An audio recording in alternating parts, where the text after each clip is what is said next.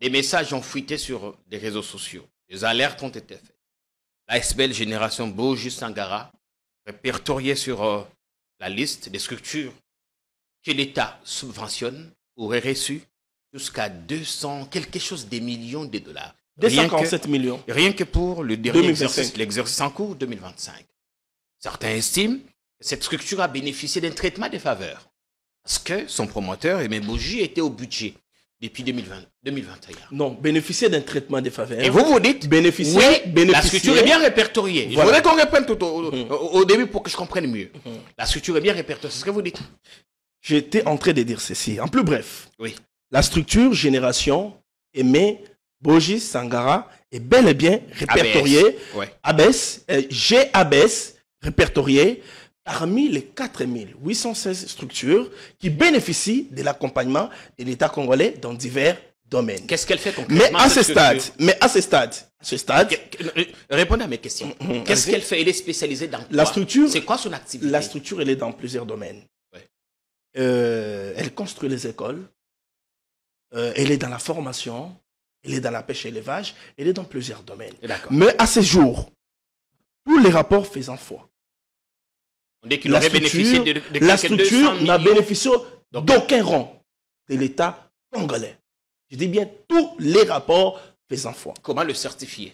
Mais je parle des rapports. Il suffit d'aller à la Cour des comptes. Vous verrez. Il suffit d'interroger les états de suivi budgétaire sectoriel. Vous verrez que la structure n'a pas bénéficié, même pas d'un seul rang, malgré le fait que l'autorité budgétaire, qui est l'Assemblée nationale, avait alloué 3 millions de francs congolais à cette structure, contrairement au montant avancé par les détracteurs de Boji Sangara qui disent qu'il a eu des millions de dollars. En sachant que c'est son promoteur qui était lui-même au ministère du budget. Justement. Comment expliquer? Justement. Voilà pourquoi nous disons qu'il n'y a pas eu un traitement des faveurs. Bien que celui qui était au budget, bien que celui qui pouvait mettre sa structure dans la chaîne des dépenses, il ne l'a pas fait. Pourquoi il ne l'a pas fait? Parce qu'il a estimé, on va interroger la Cour des comptes, s'il vous plaît, parce qu'il a estimé qu'il y avait peut-être des demandes qui ont été faites bien avant lui. Peut-être qu'il y avait d'autres priorités de l'État. Parce qu'à la fin, ce qui est scandaleux dans tout ça, il y a un total cumulé qui a été fait sur les 5 dernières années. On dit cette structure a bénéficié de plus de 3 milliards de dollars de fonds publics. Mais c'est cela la désinformation. C'est cela la campagne de diabolisation. On va continuer à fouiner. Contre laquelle nous nous levons. Parce que rien ne prouve que cette structure, la génération Aimé Boji Sangara, GABS, a bénéficié des fonds de l'État. Et ça, il suffit bien évidemment, de le dire. Bien évidemment, la structure répertoriée, s'il vous plaît, la structure répertoriée, mais elle n'a pas bénéficié. Vous êtes journaliste, Jean-Pierre. Nous poserons la question. Allez-y, posez la question à la Cour des comptes. On reviendra ici pour consultez les états de suivi budgétaire sectoriel. Consultez les rapports d'exécution de la loi des finances. Premier semestre 2025. Allez-y à la Cour des comptes.